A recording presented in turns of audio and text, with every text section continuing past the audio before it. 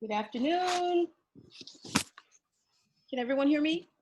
Yes, we can. Great. Good afternoon, everyone. My name is Ingrid Palmer, and I am the president of the Los Angeles African American Women Political Action Committee. And I want to welcome everyone here today to our first Judicial Candidates Forum, to 2020 Judicial Candidates Forum. LAAAWPAC, which is the acronym for the Los Angeles African Women PAC, we were founded in 1991, and our main cause is to bring African American women squarely into the political arena and to support individuals and issues that address the social and economic and educational concerns of the African American community. So today, again, we wanted to hear from our judicial candidates and see how they would impact our African American community here in Los Angeles. So what I would like to do is introduce you to our lovely moderator for the day.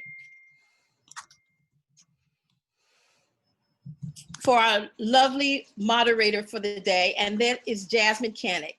Jasmyne Cannick is a well-known writer, advocate, and political and communication strategist, and she also serves as the second vice president of the Los Angeles African American Women PAC. So because we have so much to cover today, and I want to, first of all, again, thank you all of you candidates for being with us today. And I know there's so many of you, and we want to get to as many questions as we can. I'm going to go ahead and turn it right over to Jasmyne so we can go ahead and jump in. Jasmyne, take it away. I will do that. Hi, everyone. Hello. Hi, I am so happy to see everyone. Like Ingrid said, my name is Jasmyne Cannick, and we are all about getting as many questions and answers as we can in, right? This is, this is not going to be the president and vice presidential debate, okay? I'm actually going to moderate, and this is not a debate. As a matter of fact, it's actually a forum, and so we want to make sure that our audience has an opportunity to hear about your views on a variety of different, very important subjects, right? And so we've thoughtfully and carefully put together a bunch of different questions that we think will help people sort of make up their mind, help them figure out where they want to go when they begin to fill out their ballot. I only have a couple of rules. One is, if you see a fly on my head, you better tell me something, okay? For real, because I have my fly swatter right here. So if you see one, you got to let me know, because I'm not going out like that. And two, that we do not talk over each other, because this is actually a forum and not a debate.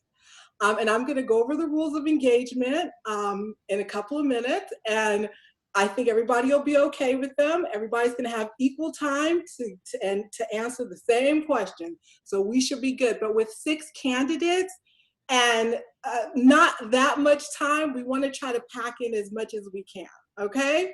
So if everyone is okay, we're going to go ahead and get started. We do have a timekeeper, so if you look at one of the squares on your screen, you will see the time, and you'll be able to kind of time your own self as you're giving your answer, so you know when your time is getting ready to run out. Okay, does that sound good, everyone?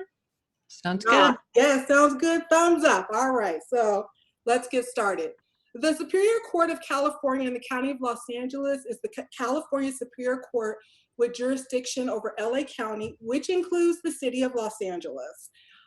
It is the largest single unified trial court in the United States. The LA Superior Court operates 47 courthouses throughout the county, and as of 2019, presiding judge is Kevin Brazil. With 5,400 employees and an annual budget of $769.5 million, the Superior Court operates nearly 600 courtrooms throughout the county. Once elected, the presiding judge picks where a new judge is assigned to, criminal or civil court. The court has 2.7 million new cases each year, and that breaks down to 1.7 million traffic tickets, about 500,000 criminal cases, nearly 120,000 family law cases, and 150,000 civil lawsuits. Every 2 years, judicial elections are on the ballot. Voters are usually unfamiliar with the candidates and are often unsure where to go to for more information. As a matter of fact, in some communities, candidates are picked based on whether their surname sounds Black or is Hispanic. Really, that's the only criteria. The governor fills the vast majority of Superior Court vacancies, but if a seat opens up within a particular statutory required time frame and the governor doesn't fill it, the job falls to us voters. Also, challengers can run against a sitting judge whose 6-year term is up. Knowing that voters have very little information, the candidates make their best pitches through their 3-word ballot designations. With all things criminal justice under intense scrutinization, gone are the days of ignoring the names of people running for judge. Understanding the role that judges play in today's criminal justice system, it is critical that voters take an active role in getting to know exactly who is running for judge. And that's what we're gonna do today. 1 second. That's what happens when you're the moderator. You gotta drink lots of water. Oftentimes, we never hear from the people running for judge again once they're elected to the bench, and the only time you see them again is if you're a party in their courtroom. So today, we're going to take advantage of this rare opportunity to hear directly from the 6 candidates running for LA County Superior Court Judge. So with that, let me introduce the candidates. Running for office number 72, law professor and attorney Mayana Dillinger, and prosecutor Steve Morgan. Running for office number 80, administrative law judge for the California Department of Social Services, Clint James McKay, and prosecutor David A. Berger. You're gonna have to correct me. Finally, running for office number 162, we have another prosecutor, Scott Andrew Yang, and attorney and law professor David R. Diamond. Welcome, everyone. So let's quickly run through the rules of engagement for today's forum. The candidates will be allowed equal response time. They're unaware of the exact questions. The candidates may answer the same questions or may be asked different questions, but each will be given equal time to present their view. When needed, at the discretion of the moderator, which is I, there will be a 30-second follow-up question to get clarification on specific answers. Each candidate will be given 90 seconds to answer a question. With 6 candidates, there's going to be no opening statements from the candidates, but there will be time set aside at the end for closing statements from each candidate. To allow more time to hear from the candidates on the most important issues facing voters as they begin to cast their votes. There will be a timekeeper so that candidates can stay on time. And as I said earlier, this is not the president or vice presidential debate, and you are dealing with Black women. This is LAAAWPAC. I will cut your mic off if you don't stop talking. However, if your time is up and you're in the middle of a sentence, of course, we will let you finish that thought, okay? There will be no Donald Trumps or Mike Pence's today. So with that said, let's get started. We are going to begin our questioning going in alphabetical order by last name. And so David Berger, you are the first one. Are you ready? I'm ready. All right. So, given the documented excessive stops by law enforcement of Black people in LA County, how will that be considered in your rulings on searches and seizures of Black people? You know, first of all, let me thank you for making this forum available to us and for giving us an opportunity to introduce ourselves. The question you ask is hard to answer in a single sentence, and I only have 90 seconds. But here's the way it works. For a traffic stop to be lawful, there has to be reasonable suspicion of some criminal activity, some reason why the officer decided to perform that traffic stop. It's up to a judge to make the call. Is it true, or is the cop just doing what cops do, which is relying on their instincts? Instincts don't cut it in a criminal court. And it's up to the judge to make that the appropriate ruling. I have no fear of making that ruling. I've rejected cases where I have felt the stop was inappropriate. I've been doing this for 24 years, so I know when something smells wrong. and I know when something is right. But it's always going to be that kind of a call that a judge has to make. And hopefully it's a judge who has experience with the criminal law, who's heard all the excuses, heard all the explanations, because they sound great first time.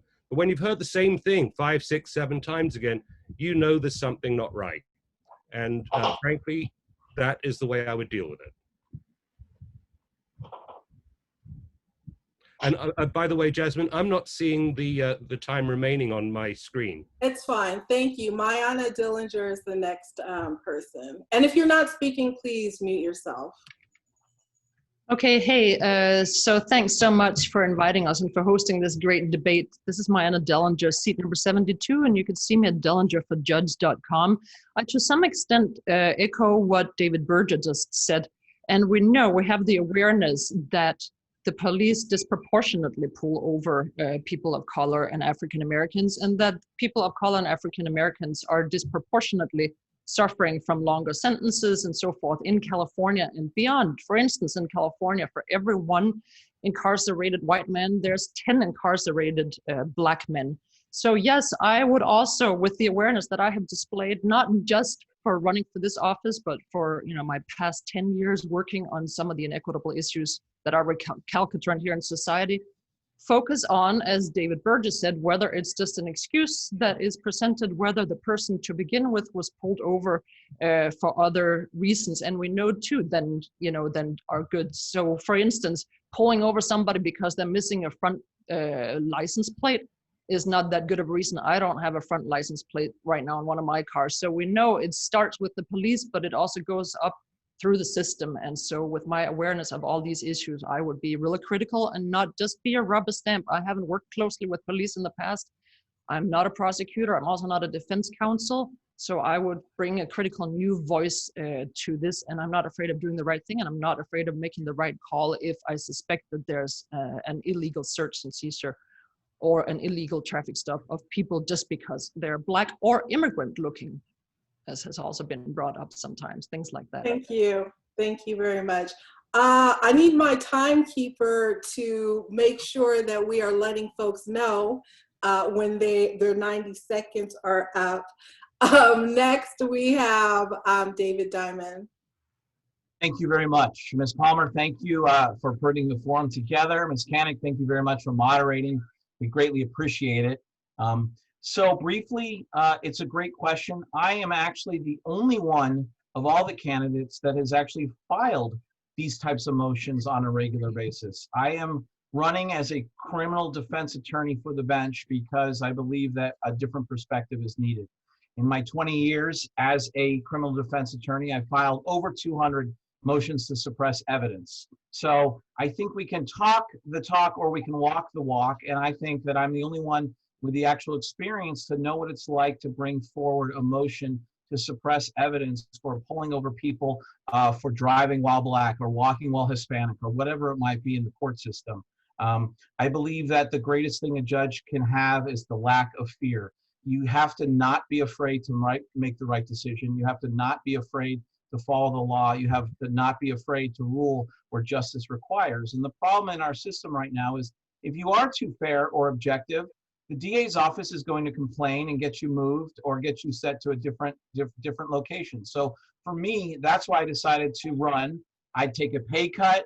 I'm obviously, taking a lot of different chances with shutting my practice down because I think it's necessary. I think we need an objective, open-minded experience on the bench. We need a bench that's more diverse, more people of color, more women on the bench, but we also need people with a different and broader background, and that background is being a criminal defense attorney. Okay, thank you. Thank you, Mr. Diamond.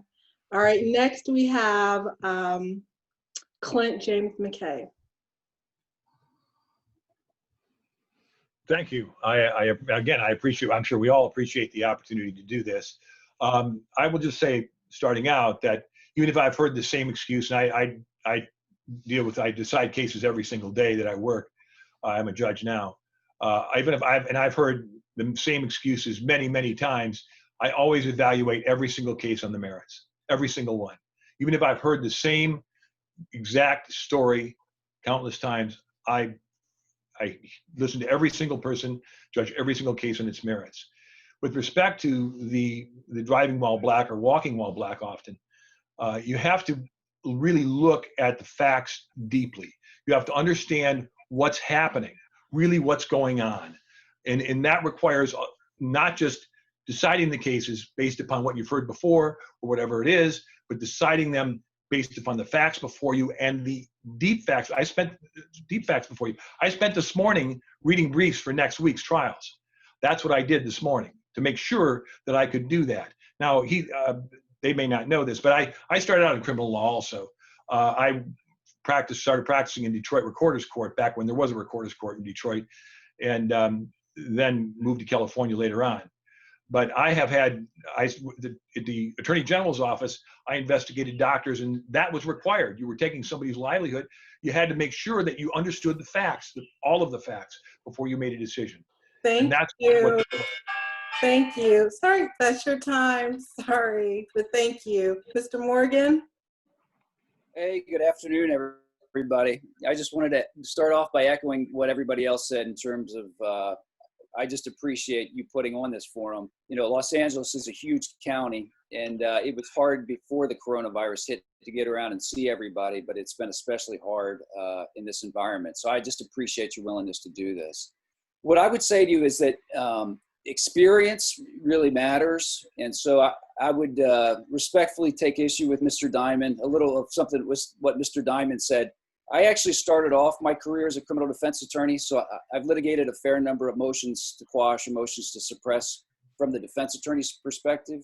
I started out in private practice as a criminal defense attorney in Chicago, so driving all over Chicago, 110th Street, 51st Street, you know, representing folks day in and day out. I also was an attorney, basically like a public defender, but for the Army on active duty for a year. And so I did felony court-martials, which are felony jury trials in the military, where I defended folks. And then I spent, I was in private practice as a criminal defense attorney here in Los Angeles as well. And so I think that experience really makes a difference. I think it informs my understanding of the system from sort of 360 degrees. Especially with regard to my particular seat in this election. It's an unusual mixture of experience. And so I've spent sort of the second half of my career doing prosecution work, but I spent the first half doing defense work in a number of different jurisdictions and formats. Thank you. And Scott Andrew Yang. Unmute this. Okay. Thank you so much, Jasmine, as well as Ingrid, for the opportunity today. I think I come to this election with a little bit of a different perspective. I think it's fair to say that I came to the United States. I grew up basically in Grand Rapids, Michigan, the first 5 years. And my parents raised me in Echo Park, California during the 1980s. And I will tell you that growing up in Echo Park and Chinatown, I experienced LAPD's profiling, for lack of a better word.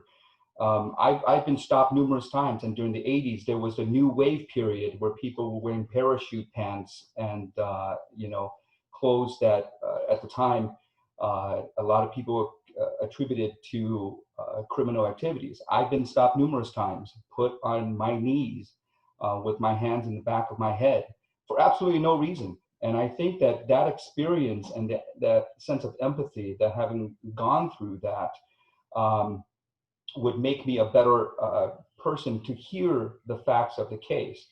And I would hear suppression motions starting off always with the burden being on the people. And I think that oftentimes people seem to forget that the burden does start with people. And having practiced 13 years in the district attorney's office, I've heard them all. And like what Mr. Berger said, I have submitted and also competed. That's your time. Okay, thank you so much. And again, I know 90 seconds is not a long time. We have a lot of questions. If you want to expand on your answers, feel free to type things in the chat so that the rest of the participants can read whatever other thoughts you might want to add, okay? Feel free to take advantage of that as well, okay? The next round of questioning, we're going to be starting with Mianna Dillinger, and the question is something that Mr. Diamond, I think it was you that slightly touched on it. One of y'all did, but I think it was you. And this is what the question is. Would you be afraid to rule in favor of the defendant if the law required it? What if the prosecutors were threatening to paper you? And for the audience who doesn't know what that means, in every criminal case, you can preemptory challenge, which is basically object to one judge without giving any reason or cause. And sometimes when a judge gets a reputation as being too defense friendly, the prosecutors will blanket paper them or challenge them on every single case. And this can be incredibly damaging to a judge's career and can land them in an unfavorable assignment. So how would you handle the pressures to comply with the prosecutor's pressure to rule in their favor? But like I said, with the first part of the question being, would you be afraid to rule in favor of the defendant if the law, though, required it? Sorry, I just had to unmute myself. So no, of course, I would not be afraid to come to the right decision under the law. And not only that, but I have a demonstrated track record that people can see on my website and on my resume of advocating for sometimes some controversial issues, including something as seemingly uncontroversial as advocating for the abolishment of trophy hunting or for people in Flint, Michigan and other things. No, of course not. That's what I would be good at. I'm a law professor. I really am full-time at a real university. I am used to calling out what the law actually is and doing that in front of hundreds of people. Am I afraid of the prosecutors? Sorry, gentlemen, close your ears. No, I'm not afraid of them. They have been kind of, as they do, sticking together, and I understand that's a club, and I'm not in the prosecutor club. Am I afraid of them papering me? No, I think they will see, as they're seeing right now too, that I could come to the right decision, and it might not be the one that they prefer. And if they paper me, then we'll take that up at that point in time. Bring it on. I have done a lot of other things, and I'm doing a lot of other things to issue my honest opinions. And I may say one of them actually went so far as to challenge me before a State Department, one of Mr. Morgan's candidates this past summer, for speaking up for the right issues, which of course was dismissed immediately. So I have a track record of not being afraid of prosecutors. They do a good job, but they should also know their limits. Thank you. Perfect timing, Mr. Diamond.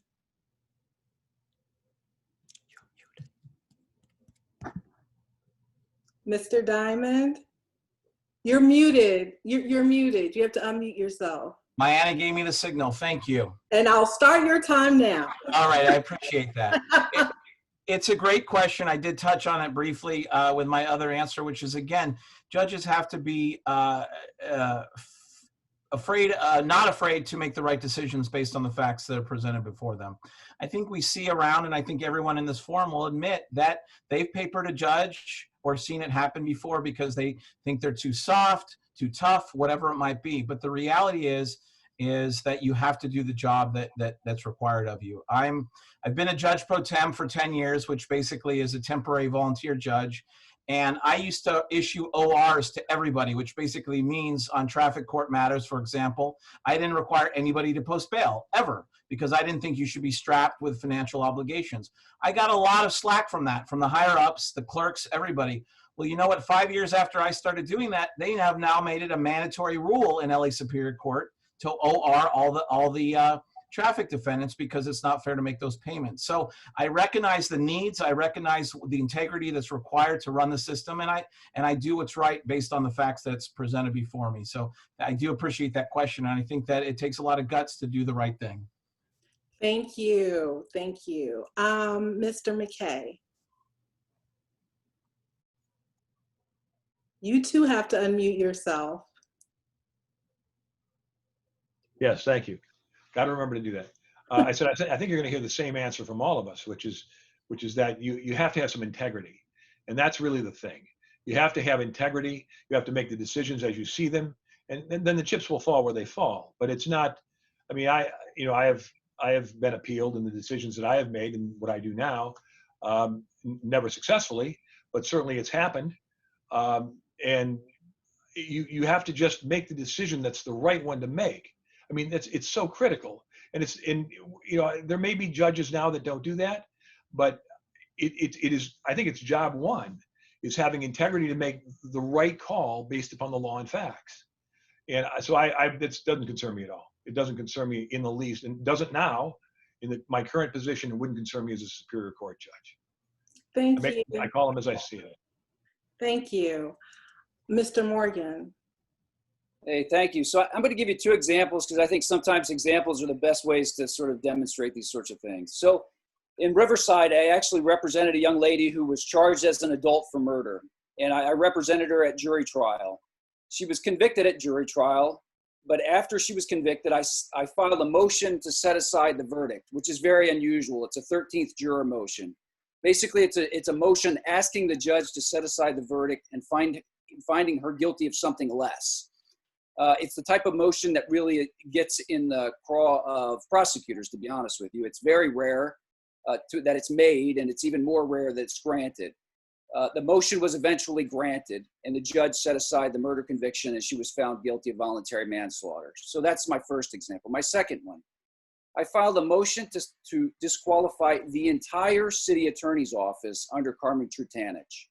It was a complicated case, but it appeared to me that the city attorney's office at the time was engaged in activity where they basically were charging white-collar defendants. There were these super graphics signs that were being put up. And so the city was going after them criminally because the city had been enjoined under First Amendment grounds in federal court. And so again, I filed a motion to set aside or to disqualify the entire city attorney's office. That also is a very rare motion. That brings in the district attorney's office. I was asking to bring in the district attorney's office.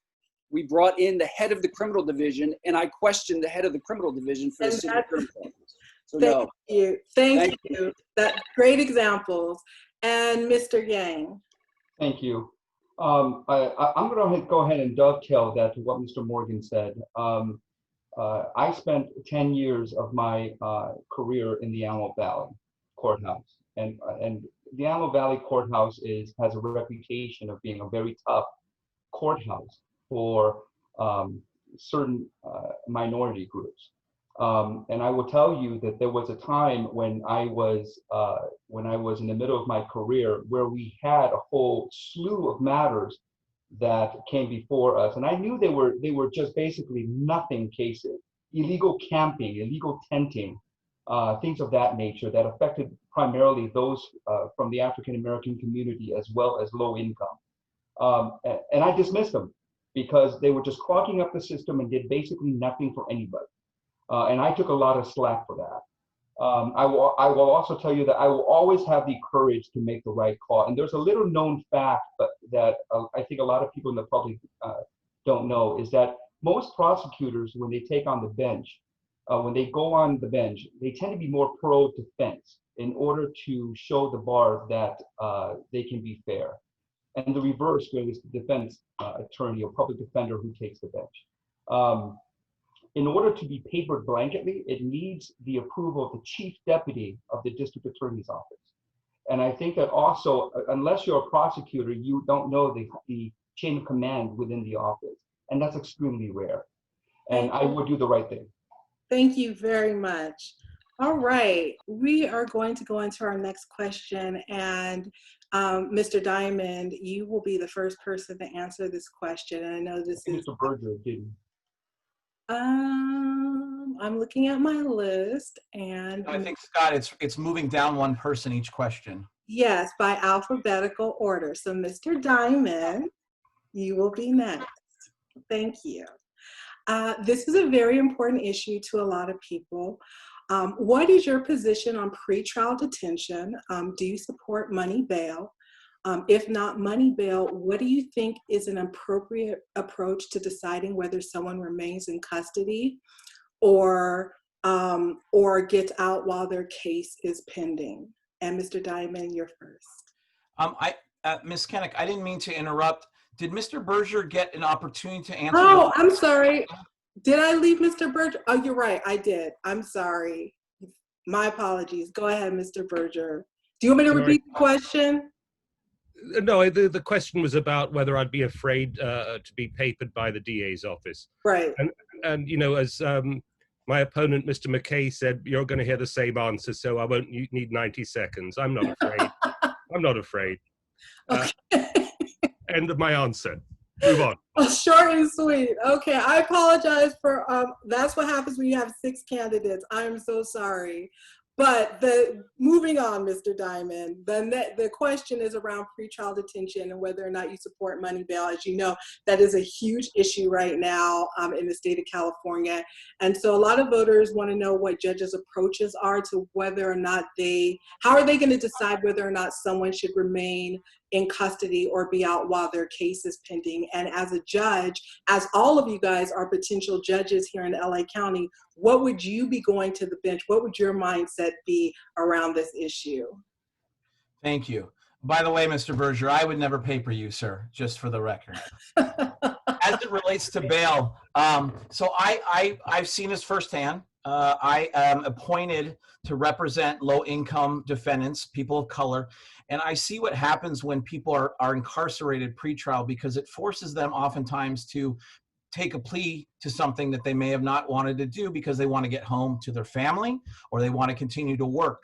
I've seen it used as a tool by the DA's office. They ask for bail to force somebody to plead to something that they didn't do, and it's inappropriate, and it happens too often, unfortunately. So my thought is this: it's very simple. It's a balancing act. Is it a serious, violent crime that would put society at danger? For example, is it a murder case? Then yes, I believe that the bail schedule would be appropriate.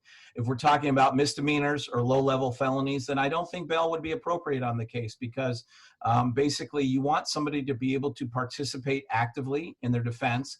And they can't participate with their lawyers in jail. I mean, yes, I go to jail and visit my clients, but it's not the same as being able to see them anytime I want. So the short answer is let them out, let them be a participant in the pretrial detention. You can do ankle monitoring, you can do a variety of things if you want some assurances. But right now the bail system is geared towards misconduct, forcing people to take pleas and not allowing them to continue to work and do things that will get them back on track when their case is over with.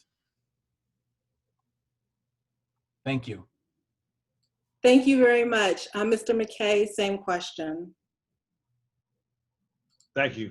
2 criteria, right? One is whether this person is dangerous to the people who were alleged to have been hurt. The second thing is flight risk. So you have to analyze both characteristics. I think that money bail has been used across this country, particularly in the South, to keep Black people and incarcerated and minorities generally. It was used in this state back before then to keep Asian people incarcerated, and it was used in some other states to keep other minorities incarcerated. I think it has far too much potential for abuse, and it is abused still to this day, and it needs to stop. That's what I think. Thank you very much. Mr. Morgan. Yeah, so yeah, I would echo most of what's been said already. The one thing that I would note is I think these forums are important because it's also a reminder. It gives us an opportunity to remind folks just where some of these issues fall in terms of separation of powers. So I don't remember the proposition number this election cycle, but there is a proposition specifically having to do with the removal 25. of cash bail. Oh, I'm sorry. Proposition 25.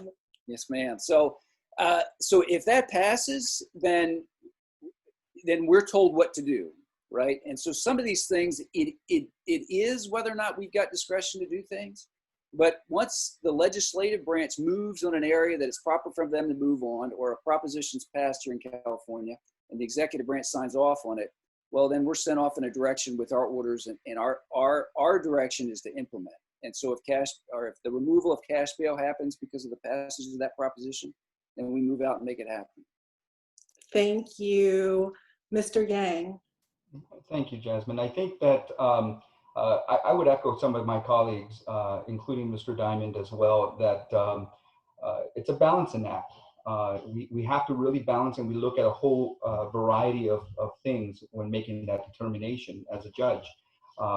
Like obviously murder in the first degree, it's going to be very difficult to deviate. But I think that structurally, there's also an issue that needs to be addressed, which is at the time when a judge sets bail, he has to presume that everything in the police report is true. And we know that that presumption sometimes is, a police report is basically secondhand hearsay information. Police officer takes a statement, or he or she sees something and writes it down. And I think that structurally, at a later date, the legislature is going to have to take up those issues. Like Mr. Morgan said, there is a separation of powers issues here as well. And if that is the case, then I think one way to control cash bail is to somehow, by mechanism of the legislature, change that law, where we cannot presume that the police report is 100% true. Thank you. And I did not forget you this time, Mr. Berger. You are next. Thank you very much. So glad I'm not forgotten. No. The bail is an important issue, whether it's cash bail or no cash bail. Judge has to make a decision, and it's based on 3 factors, not 2. The seriousness of the crime charge, the risk to public safety, and the flight risk. Those are the 3 factors you have to consider. Whatever happens, whether we go to a no cash bail system or we keep with cash bail, you still are going to be called to answer the question, is it on these 3 criteria, can this person safely be released? Or as Mr. Diamond said, can we do something like ankle monitoring, attendance in a drug program, things like that, to avoid incarceration? My view is it's up to the judge to make the call. Regardless, the DA wants bail, the public defender wants OR, which means own recognizance relief. The judge has to make the call, and the judge has to do so confident that he's not going to make a bad situation worse. There are only fewer areas where that arises. Typically, it's in domestic violence. You do not want the abuser going back to his victim, okay? In that situation, though, if there's an alternate place for that person to stay, that takes care of one risk. And that's why it takes a judge to be creative and knowledgeable in making the right determination. Ideally, a person should not be in pretrial detention unless they pose such a grave risk to public safety. Thank you. Thank you very much, Ms. Dillinger.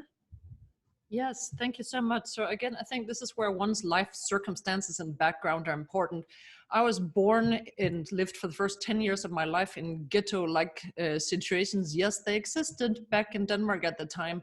So I know what it's like to not have a lot of money and how much it means. So this issue, as I see it, of course, as has been said, the law is what it is. And this, I think, will be voted on, or it will be voted on later this fall. So it is true we would have to enforce, of course, the law as it comes before us. But I'm keenly aware from my background and otherwise that this is an issue of who, the haves and the have-nots. And it's as well a racial issue and a class issue as well. And the burden, I think, if there is this monetary, or if there is money bail, that, as we see again and again, falls disproportionately of people of lower incomes, of people of color, and African Americans. And I just don't think that is fair.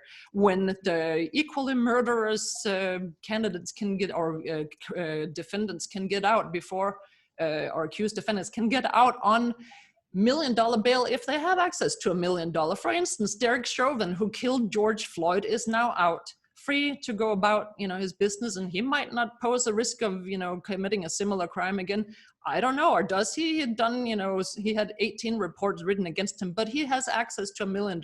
He's out free, and a Black person or a person of lower means, I just don't believe they would be out simply because they can't raise $1 million. I don't believe in money bail. Sorry. Other things we have to. Thank you. Yeah, that's a very important issue to me. I fought very hard 2 weeks ago to keep Ed Buck in jail. Yep. He had all the money in the world to pay for his bail. Yep.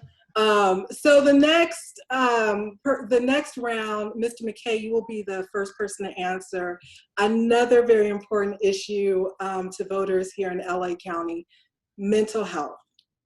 So voters want to know, what is your view of mental health diversion. A RAND study found that over half of those in LA County jails were suffering from mental illness and that they would qualify for mental health diversion. Put plainly, most of those suffering from mental illness in LA County jails should be getting treatment, not time in a jail cell. Is this a problem for you? How does a judge help to change these statistics? And should a judge help to change this? Well, I had a mentally disabled sister who was killed by doctors because she couldn't defend herself.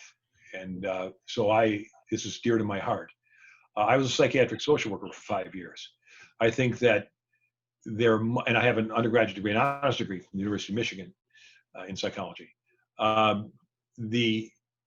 It's critical that we do everything we can to keep people safe, to get them the appropriate treatment, and to not use our jails as a substitute for mental health care treatment, which is what we're doing now. I mean, that's literally what we're doing now. After Reagan eliminated the homes for these people, now you see them on the streets, right? I mean, that's what happens. It's absolutely not what we should be doing as an advanced society. We should have care for people who are accused of crimes. One of the first assessments we should do is whether or not this person is mentally ill and why did they commit this crime.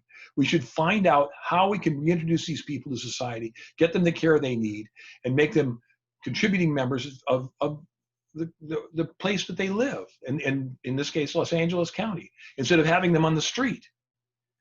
That it's absolutely critical. I think that prison is largely inappropriate for people who are severely mentally ill.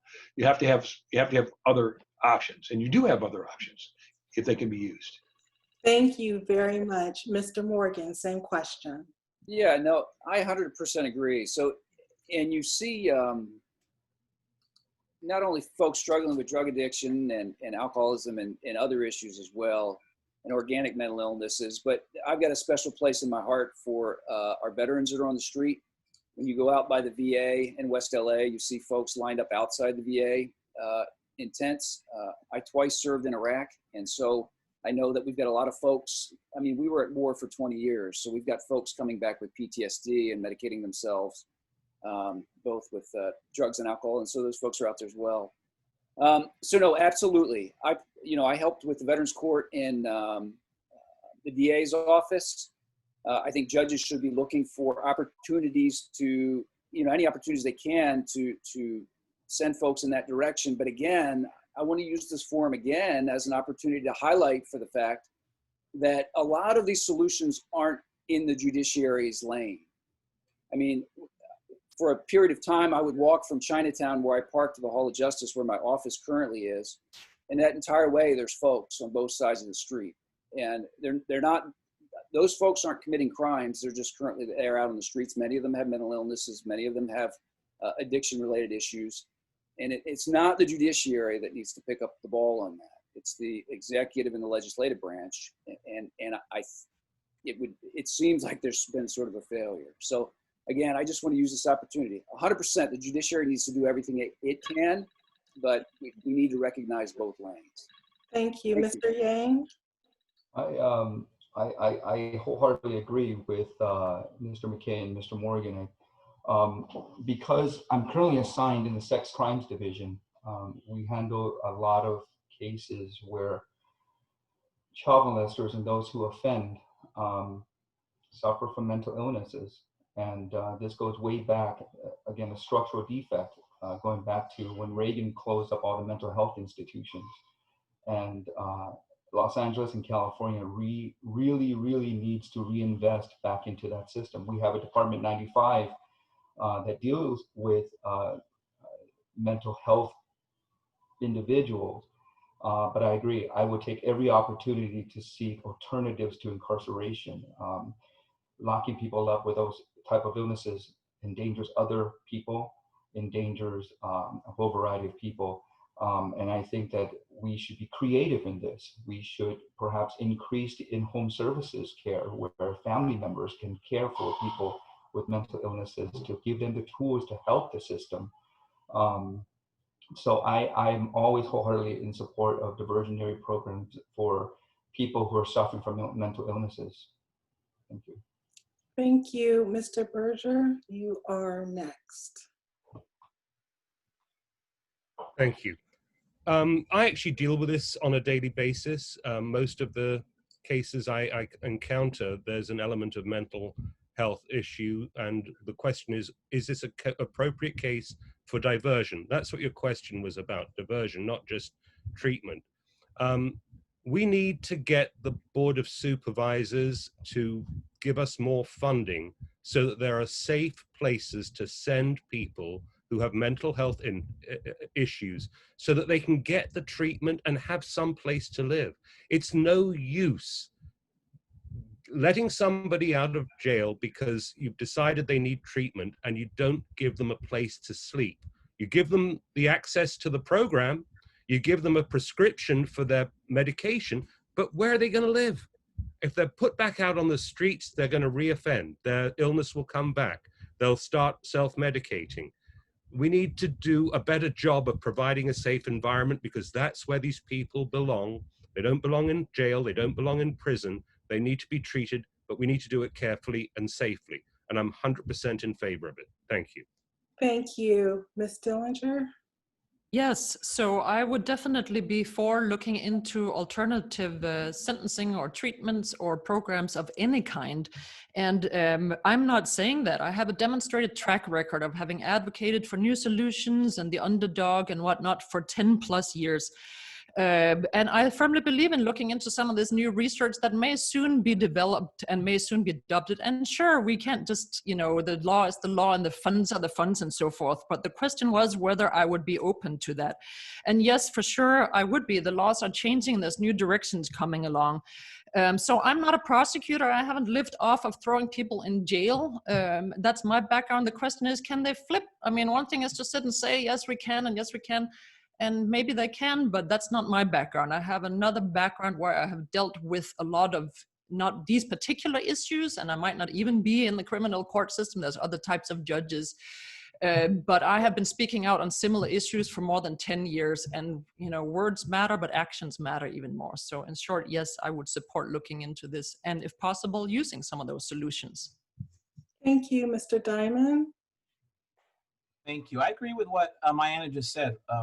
Words matter, but actions matter even more. A lot of people can talk about mental health. I write motions every day for it. It's Penal Code 1001.36. It's now on the books. It allows for mental health diversion. If you can show that the mental health issues contributed to the behavior, then you can get somebody out of jail and in the right treatment. I served on the Burbank Police Commission, and while we were there, we established a mental health response teams. Burbank Police is now the preeminent example. There's always a police officer, a trained psychologist that responds to the scene to deal with situations that are high impact mental health situations. I've been working in Veterans Court. In fact, the judge in Veterans Court has supported my run for the bench. And Mr. Yang brought up Department 95. It's actually now called Department 203. There's no longer a Department 95, but that judge has also endorsed me because of my work with the mental health. And the final thing is, if you really want to know where people stand, email us and ask who we're supporting in the race for DA, Jackie Lacey or Gascon. Jackie Lacey made a lot of promises about mental health issues and failed tremendously. And Mr. Gascon has come in with some new theories on that. So email us, ask us who we're endorsing for district attorney, and it'll give you a stance as to where we think mental health diversion should be going. Thank you. Thank you. I think that was everybody on that round. I don't think I left anybody out. This next round, we're starting with Mr. Morgan. So the question is, what is your view of a judge's role in engaging in plea discussions with the parties in civil and criminal cases? Do you see yourself as having the skill set to help parties come to a resolution? Yeah, no, that's a great question. So what I would start off by saying is that this is a perfect area where actually having litigated in a courtroom makes a difference, because that's what happens inside the courtroom. So just talking about it or thinking about it's not enough. So I've been part of plea discussions as both a defense attorney in private practice in Chicago. And in Chicago, each environment's different, right? So in Chicago, they had a tendency, we would go in the back and it would sort of real informal. And you would work out a lot of the dispositions with the judges in the back, just sitting around. In the military, it's different. There's a different sentencing system. You actually work out a disposition without the judge. Then you put on a sentencing case. The judge doesn't know what the agreed disposition is. If as a defense attorney, you can beat the agreed disposition with a sentence from the judge, then you get the better sentence from the judge. It's kind of like a game show in a way. And then on the prosecution side, I've been in a variety of different environments. Run misdemeanor calendar, handled felonies, I prosecuted murders, I've defended murders. And so this is really an area where it takes a tremendous amount of experience. They call it the practice of law because it's something that over time, it's sort of like, in a way, it's like plumbing, or it's like carpentry, or it's like any other art where you're doing it on a regular basis and slowly over time you get better at it.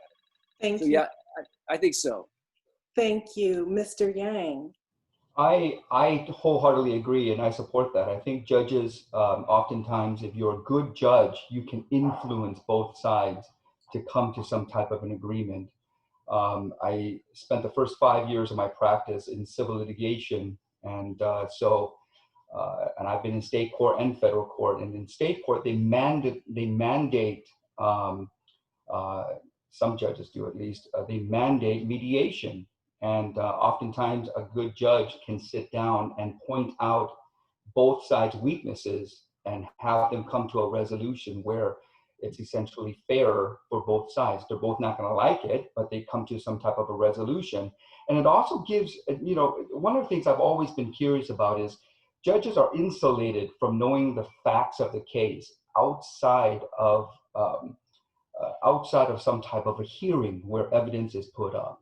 And I think that when both sides sit down for mediation or coming to some type of a resolution with the judge, he or she can figure out more know more about the facts of the case and sort of bring both sides together. So I do support that. And oftentimes open pleas, which are pleas to the court, should be utilized more, and judges should give their thoughts to both sides. Thank you very much. Mr. Berger, you are next. Thank you. This is a question about whether judges should be engaged in plea bargaining, basically trying to bring the parties together to get a deal. And there's actually a case that says judges can't do that. But that doesn't mean judges can't create the right environment for creative discussions to be had between the prosecution and the defense, and sometimes even the defendant himself, about how to resolve the case. And I think the only way a judge can be effective is to create the right environment, make his courtroom a place where there can be a meeting of minds, where genuine arguments are made, and not just the boilerplate arguments that you hear over and over again. I worked for a judge who was papered routinely by my office because he did that. He got into plea bargaining, but you know what?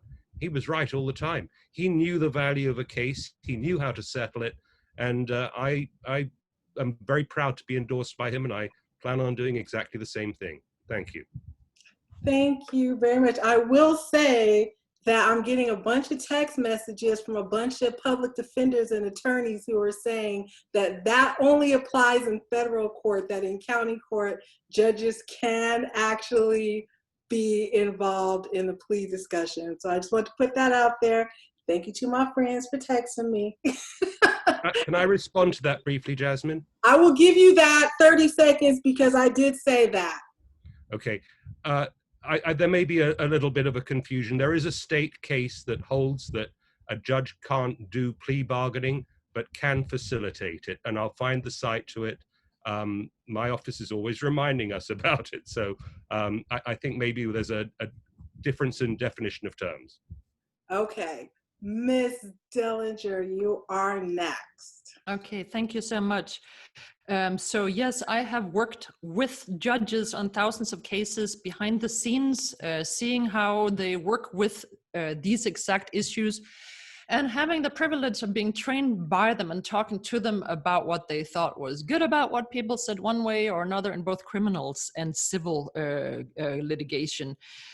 So I also am neutral. Again, I don't come from the prosecution side, as many judges do.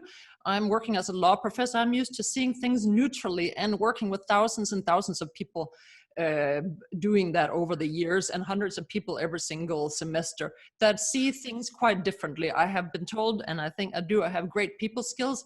So I think judges could facilitate and should facilitate this, so it's not so much of a game show as we heard, or strong arming. And so I agree that that judges should have good people skills too, and I do, and we need some more diversity on the bench. I have that. I'd come from a neutral background, and I would do what I could to help in this issue, of course, so we get some more just solutions. Thank you very much. And Mr. Diamond, you are next. Thank you. I agree that the purpose and the usefulness of mediation is very important. I used to serve as a volunteer mediator with the CRASH unit, which used to be a personal injury settlement unit in the San Fernando Valley. I've been serving as a mediator in restraining order cases in the county as well. I agree with Mr. Berger. I think the case is People versus Goodwillie. I'm not making that up. I believe that's the name of the case. And I think what that says basically is that you can no longer give indicated sentences like judges used to do. You can participate in the process, but it kind of ties our hands a little bit. I put the name of the case in the chat room. But I agree with my friends that have been texting you with the Public Defenders Union, who I'm blessed to have their endorsement in this election. You get a lot of judges, let's be real, who don't want to go to trial anymore, that are lazy and try to force resolutions just to, not necessarily for the resolution, but they just don't want to go to trial anymore. So first and foremost, you need a judge who's willing to do their job still. And if there are cases that involve resolution and the DA, for example, is just shooting for the moon and being unrealistic, you need a judge to be able to say this is unrealistic, come back to reality in the situation. Thank you. Mr. McKay. Thank you. Well, I was an arbitrator and a mediator for the American Arbitration Association for over 20 years, and I also worked for the Los Angeles Superior Court as an arbitrator and mediator. But I think that, first of all, we have to separate the criminal and the civil side. On the civil side, you have settlement judges who do this all the time. Certainly on the criminal side, I agree with my my comrades that you have to create an atmosphere where settlement is encouraged, where a just resolution is encouraged. That having been said, as we all know, there are times when settlements are imposed on defendants because they can't literally afford to go to trial. They literally are facing bankruptcy, financial ruin, time away from their children, potentially years away from their children, missing their children grow up, and a settlement is imposed on them. So it is critical that while there is an open atmosphere for settlement on the criminal side, there also be a real recognition and a real awareness of whether the proposed settlement is fair to the defendants. And that's really important when you have people who are poor, people I deal with every day. I deal with their health care every single day. The fact is they're not really good on their feet. They don't do a good job of presenting their cases. And it's important that a judge be aware of the fact that nothing get imposed upon them which is going to be unfair and unjust. Thank you. You all are doing so great. It is 3 o'clock. We got 30 minutes left. We've gone through a lot of questions and answers. I haven't had to use my gavel, not once. You guys haven't argued or shouted over each other. I really appreciate it, and I know the audience does too. So let's keep moving. So speaking of the job of being a judge, let's talk about caseloads, right? Because just like social workers, judges have huge caseloads, all right? And there's often a problem with these large caseloads, particularly in LA County, in the criminal courtrooms. Judges tend to approach managing their calendars differently. Some focus focus on processing cases so quickly that they unduly pressure attorneys and parties. Voters want to know, what would your approach be? How are you going to manage your calendar? When you are Judge Dillinger or Judge Yang or Judge Diamond, Morgan, McKay, Berger, how are you going to deal with the caseloads in your courtroom? Sure. Oh, Mr. Yang, you were Okay. up first. Thank you. I think oftentimes a lot of time is wasted because judges tend to like to hear themselves speak and talk a lot about certain situations and matters. I think that I think a good judge is a good calendar manager in terms of making sure that all the attorneys show up on time to get their matters called and to get their matters heard. I also think that judges should avoid speaking about things that are not relevant to either their calendar or the matters that are before them. And that's why I'm endorsed by over 55 current Superior Court judges in this election, including the supervising judge of criminal, Judge Sam Ota, as well as the current occupant of seat 162. And these are judges whom know my reputation, and they know that I'm capable of managing the calendar and that I will be extremely fair to both sides. And I think that also the atmosphere of the court is also important. You got to be respectful. I think dovetailing on one of my colleagues who just spoke is, a lot of times judges tend to be, instill fear within the litigants who would come before them. And that shuts people down and they're not able to speak.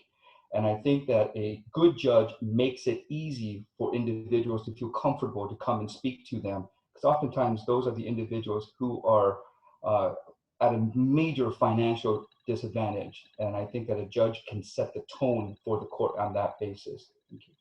Thank you very much. Mr. Berger, you are up next. Thank you. Managing caseload, it requires hard work on the part of the judge. You need to read every single file that is on for the next day. That's what you do. Court shuts at 4:30, 5 o'clock. You're not going home. You're looking at what's coming up tomorrow morning.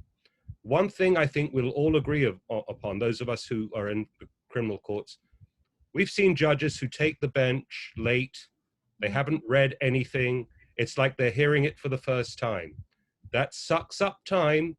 It wastes everyone else's time, and it often leads to a rash and hasty decision. So how will I manage my caseload? I will do my homework, and I would hope that I'll instill in the attorneys who appear before me that they'll also be prepared. I don't want to see people fumbling around and trying to scratch together an excuse or an argument. I want people to be prepared, but the judge sets the tone, and I will be prepared. Thank you. Thank you. Ms. Dillinger? Yes, so I will say when I worked at the Superior Court level, I was able to help the judge there who was very keen on being among the fastest actually obtain that objective by having an average case closing time than his peers. But again, certainly it's true, it's a balance too. You don't want to do things too fast either just to appear to be the better one. But it's also true, yet again, that justice delayed is justice denied. So on the Ninth Circuit, when I worked there, I was able to clear a big backlog that had built up there too. So that's again important.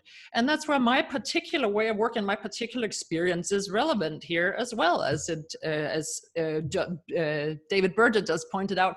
You want to have someone who's used to being in front of people all the time and moving things fast enough.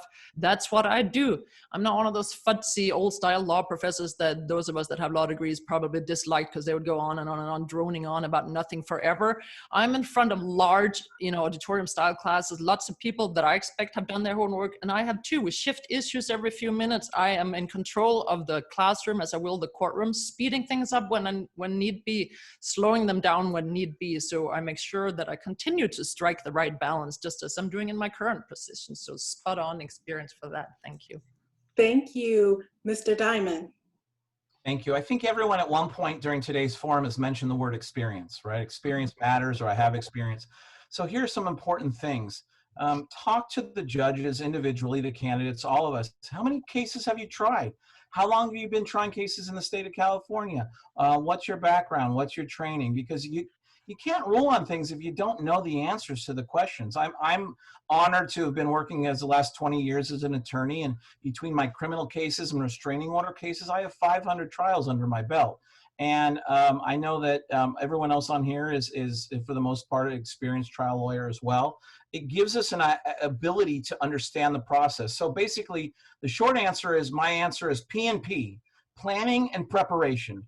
Plan the day before and prepare the right way. Read the motions, work hard, understand, research the law. It's okay if you need to go online to Westlaw and look some things up. A judge isn't responsible to memorize every case law that's out there. So don't be too lack the humility and the humbleness to be able to look things up and work hard to give the right answers that are required in the courtroom. I appreciate that. Thank you very much. And I guess, Mr. McKay or Judge McKay, you kind of have an advantage with this one because you manage a calendar now, maybe being an administrative law judge. Yeah, I manage a calendar every day. That is, I mean, I spent yesterday managing my calendar, communicating with other judges and the presiding judges about what next week's calendar is going to be, because we have a number of foster care cases which are coming up, which we have to decide. The key is several things, particularly in civil courtrooms, but not just. The judges issue courtroom rules for the lawyers and say, here's what I expect. Here's what I expect as far as documents, as far as timing. That sets the tone. That in itself sets the tone.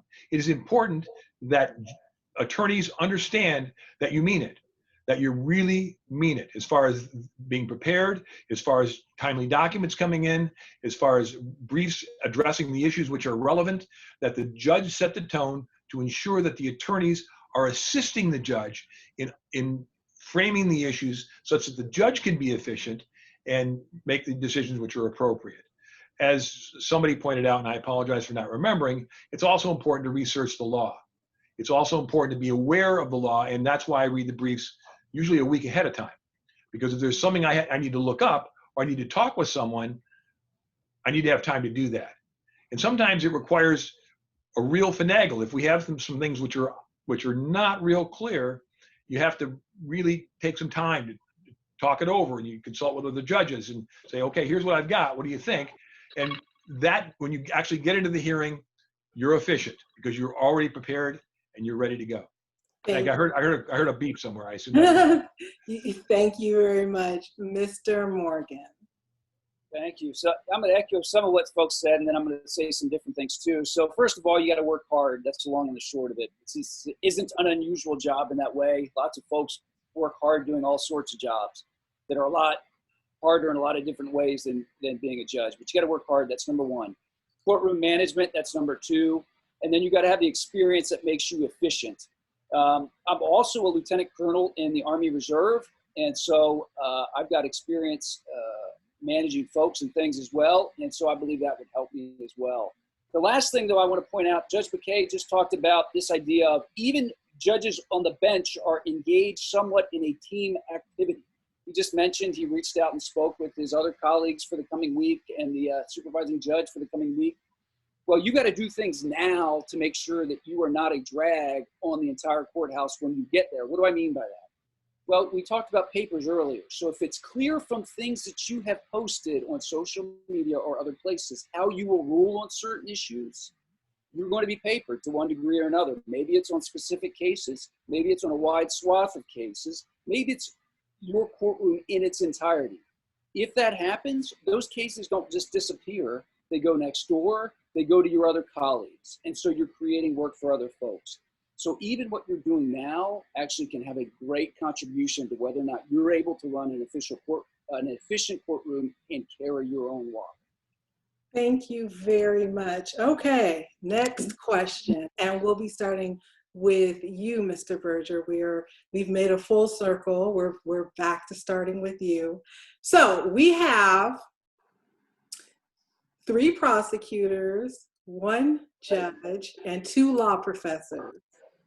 And so for the 3 candidates who are currently deputy district attorneys, how can voters believe that you will be fair as a judge when prosecutors are before you in court, particularly people you may have worked with, right?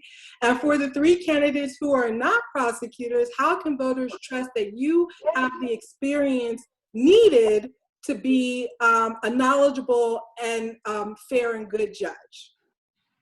Mr. Verder, you're first. Okay, so to begin with, the likelihood, as you pointed out at the beginning, Jasmine, the assignment is made by the presiding judge. Sure. And it would be highly unlikely that somebody who's a former deputy district attorney would be placed in a criminal court where the district attorney's office was the prosecuting agency. It's most likely going to be with the city attorney's office. So there wouldn't be even the appearance of impropriety. But it does raise a question. I mean, the accusation has been made, maybe not at this forum, but at others, that all we do is put people in jail. And so why should people believe we'll do anything any different to that? And I've got 2 answers to that. The first is we don't only put people in jail. The reality is 95% of the cases that we handle, cases that are actually filed, we settle those cases. And most of the time they don't end up in prison sentences. They end up in a conviction, but it's usually going to be something that offers probation and a chance at rehabilitation, which is my goal. And the second thing is this: if you're going to be someone who's clearly being a partisan, siding with your own team, if you like, you're going to be papered by the defense. I mean, they have that power as well. So in reality, I realize it might appear strange, but it does not happen. The fact is, we have far more experience in trying to keep people out of jail than people would like to give us credit for. But I understand the attractiveness of the argument. Thank you. And again, I appreciate everyone who is about to answer this question, because these are questions that came from the community. And so it's important that you answer them so that they understand, right? Just because we know something doesn't mean they know something, all right? So that's why it's important. Ms. Dillinger, you are next. Hey, thank you so much. So yes, how would I be knowledgeable and fair? I think my background speaks for itself about the knowledge I have. I graduated as #1 out of 200 people in my law school class. That wasn't easy to do.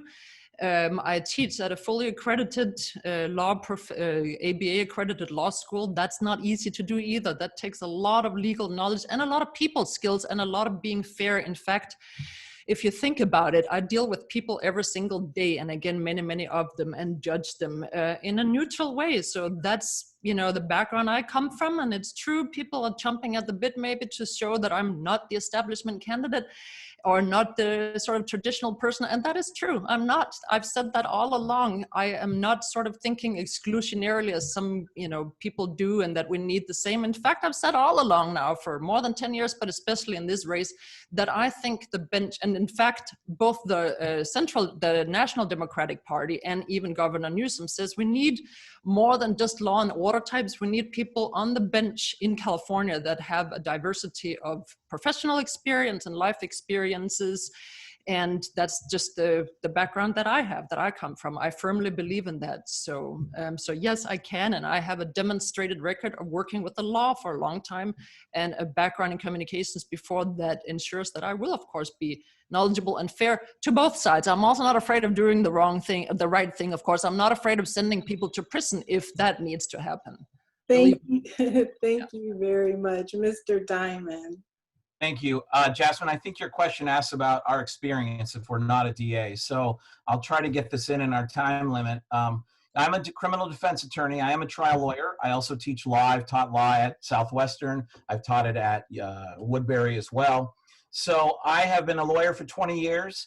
I am a state bar certified criminal law specialist, which only about 3 to 4% of the lawyers in the state gets that enhanced specialization. I've been a judge pro tem for 10 years. I served as a chair of the police commission overseeing law enforcement. I have, again, tried over 500 total cases, restraining orders, criminal law cases. The first case I ever tried was a 3 strikes case, basically right out of law school. not guilty. I was very proud because that's what the facts were requiring on that case. So I've done a variety of different things. I think I'm the only candidate that has tried a family law case, a civil law case, and a criminal law case as well, because I work and continue to work in all three facets of that. So depending on where my assignment will go, I'm not, it wouldn't be a foreign kind of location for me because I have done all those facilities. So combining those things with the experience, the last thing I'll say is I also put on a panel recently appointed to free a woman after 18 years of wrongful incarceration. So I have a really wide variety of experience, and I think that really bolsters my candidacy based on your question. Thank you very much. Thank you, Mr. McKay. Thank you. First, again, I have also tried civil cases, criminal cases, and family law cases. I've done all three of those also, although I've been a lawyer since everybody rode horses to court. The prosecutor, however you want to soft pedal this, the fact of the matter is there's 115,000 inmates in California prisons. The vast majority, if not the vast majority, are people of color. Every single one of those people were put there because some prosecutor filed a charging document. So that's what happens. I mean, on the ground, you can say, well, I have this, I have that. What happens on the ground is that we have a prison population which is just below 130% of the design capacity of prisons. 130% of the design capacity, just below the 137%, which is judicially mandated as the maximum. That means more people are in prison than the prison can fairly accommodate. Why is that? Because prosecutors prosecute. That's what they've been trained to do. In Mr. Berger's case for 24 years, as he says. And he's very good at it, no doubt about it. I think you need diversity. I think you need other people who have a different mindset, who haven't been prosecutors for 24 years. That's what I think as far as the specialty. And obviously I've been a judge for 6 years. I worked at the Attorney General's office for 8 years. I was in private practice for over almost 30 years. So I have that base background. Thank you. Mr. Morgan. All right, thank you. So yeah, I would say that I've talked to you briefly in the past about my criminal defense experience. That was really the first half of my career, private practice in Chicago, private practice in Los Angeles, and basically like a public defender for the Army on active duty, where I tried cases in Hawaii, in Texas, and in Kentucky. I also prosecuted folks in Iraq. So the whole gamut. But also, in addition to that, in addition to my criminal defense experience, I've taught at different points. I actually taught at John Marshall Law School in Chicago, an ABA accredited law school. I taught appellate advocacy and oral argument. I currently teach, in addition to my work for the Army and my work for the DA's office, I teach at an online law school for working adults here in California, which actually is similar to all law schools at the moment because everybody pretty much is going to law school online. So the last thing I would say is that, look, we've been evaluated throughout this campaign. I've been evaluated next to my opponent. The LA County Democratic Party evaluated us, a committee of attorneys, and then they voted. They endorsed me. The LA Times evaluated us not once, but twice. They endorsed me in the primary. We re-interviewed, and then they endorsed me again. And then the LA County Bar Association. I'm proud to say that my vetting for the LA County Bar Association was handled by a senior public defender. So my vetting was handled by a senior public defender.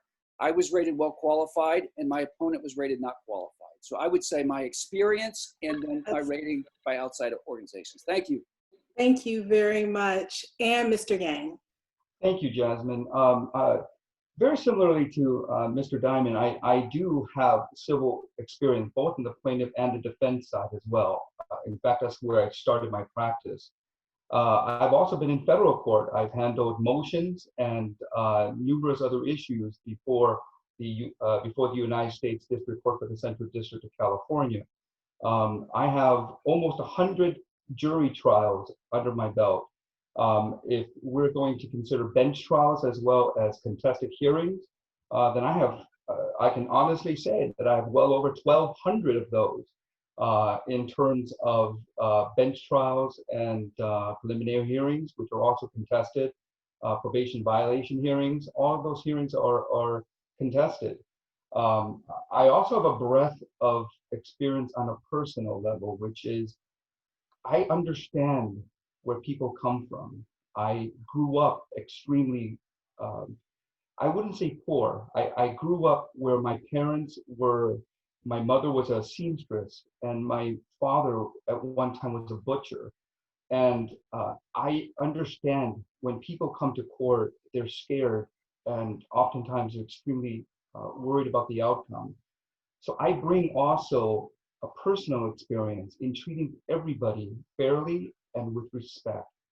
And I think that goes far and it goes a long way when you're dealing with humans and people. Thank you. Thank you. And we'll just give everyone a virtual round of applause. I had like 10 more questions, but we're at 3:21. And I don't want to keep people too much over 3:30. So now we'll do 90-second closing statement. And this time we're going to go in reverse alphabetical order. So we're going to start with you, Mr. Yang. So you get to start and give your closing statement. And you'll be followed by Mr. Morgan, then Mr. McKay, Mr. Diamond, Ms. Dillinger, Mr. Berger. Thank you so much, everyone. Thank you, Ingrid. Thank you, Jasmine, for the opportunity. I think this is probably one of the best forums that I've participated in, and it's been an honor. Picking judges is very difficult, and I think that I encourage you to visit my website, scottyangforjudge.com, and I encourage you to look at my background and what I've done in my career.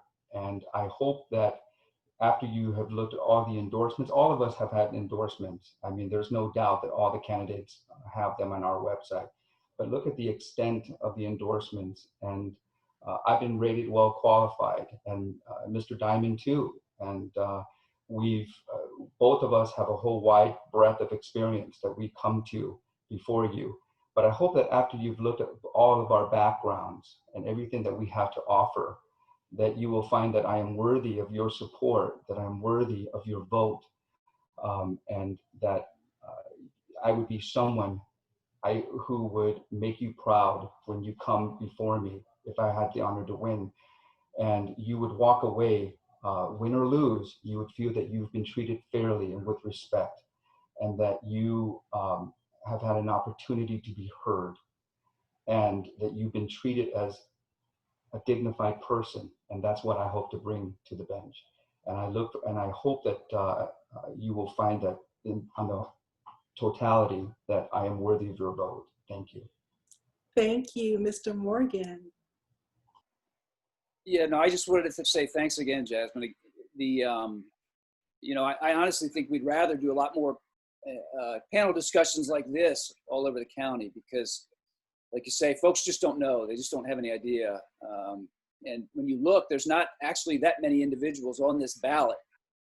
So this has been great. Thank you. So I would just say, look, I was raised just outside of Baltimore City. My mother's actually a retired Baltimore City school teacher. My father was a Air Force officer from 1965 to 1971, and then he worked as a mechanical engineer until he retired.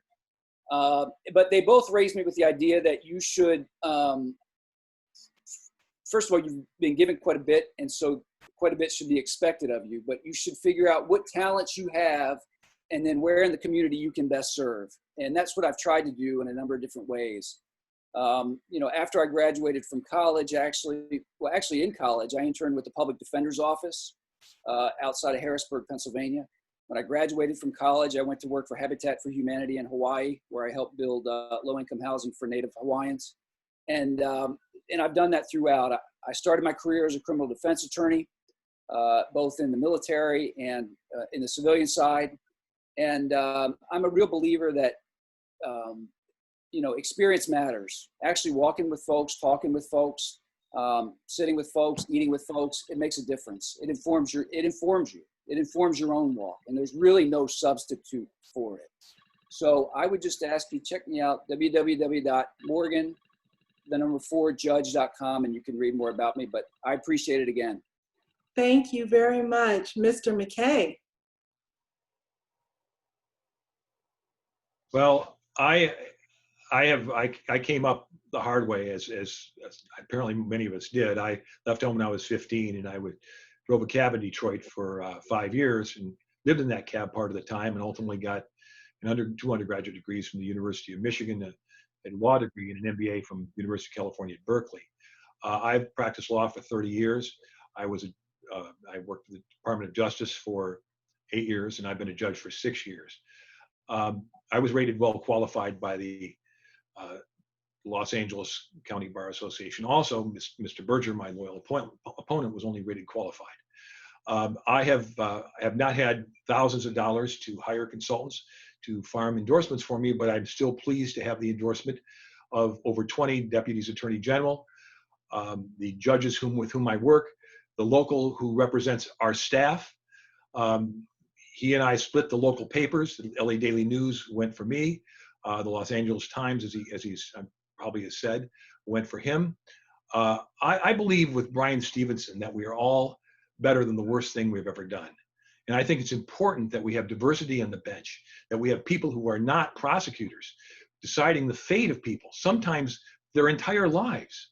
And it's important that we not just decide things based upon who people are now, but who they might be if given the help. Thank and you. So, and I have my website is clintmckayforjudge.com. Thank you very much. Mr. Diamond. Thank you. Jasmine, Ingrid, thank you very much. All the other candidates, incredible job today by everyone. Scott, always a pleasure to see you. I hope your family's doing well. It's unfortunate. Scott and I actually have tried cases and we know each other. It's unfortunate we are in the same race, but sometimes this is how things happen. My website is diamond4judge.com. But I agree a little bit with what Judge McCade said, is that, you know, close to 80% of the judges in the criminal courts are former DAs. So we need a little bit of diversity, a little bit of a variety, and that's why I decided to run. Again, it's a different change of pace, it's a pay cut, it's a variety of things, but I was raised under the ethical obligation. If you want to make change, get your hands dirty. My mom was a victim of domestic violence growing up. She changed her life, empowered herself, went back to college at age 50 and got a degree, and she's my role model and she's my hero. She's always told me to get it done. I've been endorsed by the Daily News, the LA Times, and groups of that. You can check on the website. I did want to mention one thing. This is supposed to be a race for judge. That's why we're not talking about party affiliations. We're not talking about how you can hire people to go in there and get the party's endorsement. I'm endorsed by judges throughout the county, in almost every courthouse in the county. If you look at a lot of other candidates, they're only endorsed by judges where they work, because that's the limited experience. So I think you really have to look at a wide variety of everything. And I really appreciate everyone's support today. And thank you very much for your time. Thank you very much. And Ms. Dillinger, you held it down for females everywhere today. Hey, no, You did. of whom I know some. I'm the last female running, and even the male judges say we need females on the bench. And we do. And why is that? I think it's because of the recognized female values, and we've just seen how that has been exemplified. I personally don't believe in exclusion of diverse candidates from any groups, forums, you know, and attacks on others. That's part of the male way. That is not what belongs on the bench. And I echo getting more diversity in professional background as well. I'm aware that I've been called unqualified by the private association, the Los Angeles County Bar Association, which is not the state bar. The state bar of California is where you pass the bar and you take the test and all that. And incidentally, I'm writing my PhD study on this, so stay tuned for this in some years to come. LAAAWPAC tends to call most diverse candidates, especially people of color and women from diverse backgrounds, not qualified. It's a power game. That's their opinion, and they're entitled to their opinion, but there's just, and also is just one person that appoints the whole committee, of which two-thirds were men. There was not one single person of color on the committee this year, other than a lady, I think, from India or someplace. Same with the Central Democratic Party. They have for 20 plus years appointed a slate virtually full of district attorneys. They're entitled to do that. That's their opinion. The DAs make for the best judges. That is not a fact. History is rife with examples of people from other backgrounds, including law professors, from Kagan to 3 in the Supreme Court to many others that have not been trial attorneys. Judge Kosinski, that everyone admired, had 1 trial and he lost it. That's So your time. your own opinion, but not your own facts. See who I'm endorsed by: Maxine Waters, Public Defenders Union, Black Women's Democratic. Thank you. And so forth. Thank you. Thank Dillinger for judge. Mr. Berger. Well, I almost get to have the last word, I think. Look, let's deal with one thing right away. There's the tendency to suggest that there are too many prosecutors, they make bad judges. There's no evidence to support that. I'd like to show you a few prosecutors, okay? I think you recognize them all, don't you? You got Bill Clinton, Bobby Kennedy, Adam Schiff, George Gascon. They're all prosecutors. You left your boss out. I don't want to, well, that's another point. You know, there's a question in the chat about who we're endorsing. Okay, we actually are subject to the canons of judicial ethics, even as candidates. And you know, Jasmine, we're not allowed to do anything other than comment on Stick other to your closing judges. comments. Just stick to your closing comments. But we're having this conversation now. Look, folks, Mr. McKay is right. I've done nothing but criminal law for 24 years. Jasmine, when you started this forum, you said these were African-American women who are interested in the kind of judges they're going to get. And I'm kind of thinking that what you're interested in is criminal law judges. You're not interested in whether we're going to be suing Walmart or McDonald's over a cup of coffee. You're interested in how, as judges, we are going to deal with your children, with your husbands, with your brothers, with your fathers even. And that is with compassion, because that's what you learn on my side of the bench. The defense does an excellent job, but remember, they have a job to defend. I have a job to seek justice. That's why I go to work every day. Okay. And with your support, I hope to go forward to the bench and do justice. Thank you. All right, thank you. All right, thank you very much. I want to thank all of the candidates for their participation in today's forum, and I want to thank our audience for taking the time out to get informed on who the judicial candidates are and where they stand on the issues. I really want to say an extra special thank you to all of the district attorneys, criminal defense attorneys, public defenders, and concerned community members and activists who emailed in questions to ask of you today. It truly was a lot of folks from the community who came together and emailed in their questions. So we tried to get to just a little bit of everyone's questions. So I just really appreciate that. My name is Jasmyne Cannick. I got many titles, but the one I'm holding today is I serve as the second vice president of LAAAWPAC. It's been a pleasure to be your host today. And I'm going to turn it back over to our illustrious president, Ms. Ingrid Palmer, who I think is here. Did she leave us? I don't think she might not be here anymore. I might have to close this out. I don't see Ingrid here. Hold on. She's not here. Okay, so Ingrid's not here, so I'm going to say what Ingrid would say. If you loved what you saw today, consider joining and supporting LAAAWPAC. We are about supporting Black women, particularly supporting Black women who are running for political office. And our website is laawpac.org. We are on social media as well, so feel free to follow us on social media. And just, again, continue to drop stuff in the chat. I am sure the candidates will respond back to you as they have been doing. And be sure to reach out to the candidates if you want more information from them. November 3rd is a couple of days away, so you still have time to talk to each and every one of these candidates. Thank you so much for being with us today, and have a wonderful rest of your Sunday. Thank you. Thank you. Yeah, thanks. Thank you.